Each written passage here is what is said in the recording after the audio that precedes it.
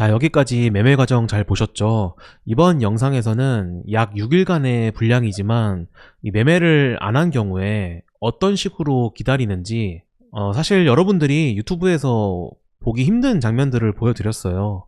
실제로는 매매하면서 저는 참 답답하기도 했던 그런 장세였는데 핵심 부분들을 설명해 드리겠습니다. 자, 이렇게 매매 과정에서 제가 주문을 걸어놓고 취소했다가 다시 수정을 하고 이렇게 반복하는 모습들을 보셨을 거예요.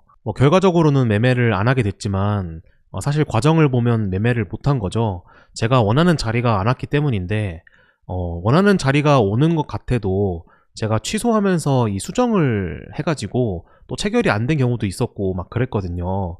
근데 여기서 여러분들이 오해하시면 안 되는 게 하나 있습니다. 어떤 자리를 내가 정해서 이렇게 주문을 걸어 놓았는데 이제 내려가는 움직임에서 이렇게 수정을 하게 되는 이유는 내려가기 전에 그동안 만든 움직임을 보니까 이거는 더 깊게 내려갈 수 있겠다라는 것을 이렇게 느껴져서 수정하는 경우가 있습니다. 그러니까 내가 이 시점에 어떤 매매 자리를 봤어요. 그렇다고 해서 그것은 시간이 지나도 계속 그 자리가 아닌 경우가 생기는 거예요. 왜냐면 그 시간이 지나는 동안에 어떤 식으로 움직임을 만들고 내가 생각했던 자리에 도달을 했냐, 이것이 중요하기 때문이죠. 저는 캔들을 위주로 보는 트레이더다 보니까 이 캔들의 움직임을 봤을 때 이 도착하는 동안에 저항을 확실히 많이 받는 그런 움직임을 만들었거나 그런 경우에는 좀 더 큰 눌림이 있을 것이다, 이런 식으로 예측하면서 이 타점을 다시 한번 생각해보는 그런 과정이 있는 거죠. 그래서 3일 동안에 주문을 넣었다가 취소했다가 반복하면서 결국엔 매매를 하지 못했고, 그리고 이 자리에서 제가 매매를 시작했습니다. 이런 모습을 보고 이제 그렇게 말씀하시는 분들이 많을 거예요. 상승하기 전에 이 자리에서 아무 데서나 샀으면은 이만큼 수익을 볼 수 있었을 텐데 왜 괜히 주문을 넣었다 뺐다 하면서 이제서야 이렇게 상승하니까 매수를 하냐. 하지만 이 말은 누구나 할 수 있는 말입니다. 이 시간이 지나고 나서 말할 수 있는 것이기 때문인데요.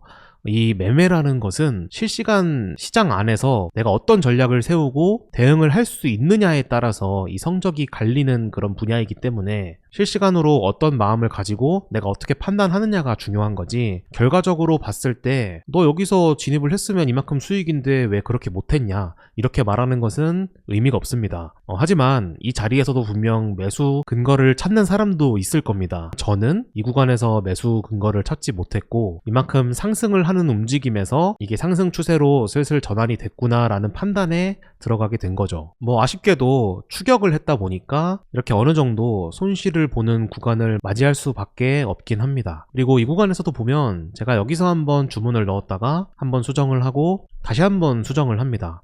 이런 매수 타점들을 보면 결국에는 여기까지는 갈 것 같다라는 것을 이렇게 내려가는 움직임에서 느꼈기 때문에 수정을 몇 번 했었던 겁니다. 이 구간에서 도달을 하고 이렇게 반등을 하면서 저는 평단을 여기까지 낮춘다면 어느 정도 이 위험도 관리가 되겠다라고 생각을 했어요. 하지만 예상과 다르게 좀 더 크게 눌림을 받았고 마지막으로 이렇게 속임수를 주고 나서 올리는 그림이 나오게 되었죠. 여기서 저는 이 두 번째 타점이 좀 빨랐다고 판단해서 좋은 포지션은 아니다 라고 생각하면서 청산을 빠르게 결정했습니다. 그리고 나서 보면 이만큼 상승을 했거든요.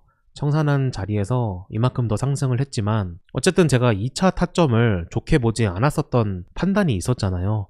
그랬기 때문에 여기서 턴 것은 후회는 하지 말자, 이런 생각을 가지고 갑니다. 다음 매매에서는 이런 움직임을 만들 때 여기서 진입을 했죠. 여기서 좀 어느 정도 바닥을 만드는 작업을 만들었다고 생각을 했고, 그리고 이 구간에서 이제 지지하다가 상승할 힘이 있지 않을까라는 생각으로 진입을 한 거예요. 하지만 제가 매수를 하고 나서 생각보다 빠르게 반등이 나오지 않으니까 이렇게 결국에는 약익절을 하게 됩니다. 밤이 지나고 나서 이렇게 강한 상승을 보여줬어요.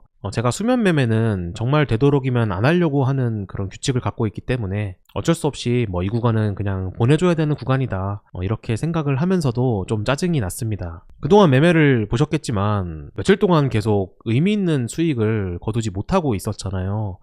그런 상황이다 보니까 이렇게 상승을 놓치게 되면 좀 더 짜증이 날 수밖에 없는 거죠. 게다가 저는 하락은 보지 않고 계속해서 상승에 대해서만 생각을 했음에도 이 시장에 대한 확신이 아무래도 좀 낮았기 때문에 이런 좋은 기회를 놓칠 수밖에 없는 거죠. 그 다음 진입 자리를 보면 여기서 좀 이렇게 횡보를 하니까 이 구간에서 횡보를 하겠다라는 생각으로 1차 진입을 했습니다. 그리고 홀딩을 하는 동안에 여기서 좀 횡보를 하고 있었는데 혹시나 이렇게 한 번 더 내렸다가 상승하지 않을까라는 생각으로 조금 더 밑에서 기다렸는데 그런 기회는 주지 않고 바로 상승을 하면서 짧게 익절을 해버렸어요. 다음 진입 자리도 이것을 박스권으로 본다면 그렇게 좋은 자리는 아닐 수 있어요. 이렇게 보시면 박스권 중단이기 때문에 그렇게 좋은 자리는 아닌데 어쨌든 계속해서 며칠간 이렇게 실적을 못 내고 있으니까 조금은 급한 마음으로 괜찮은 자리겠다 싶어서 이렇게 진입을 합니다. 하지만 역시나 편안한 마음을 갖지 못한다면 또 이렇게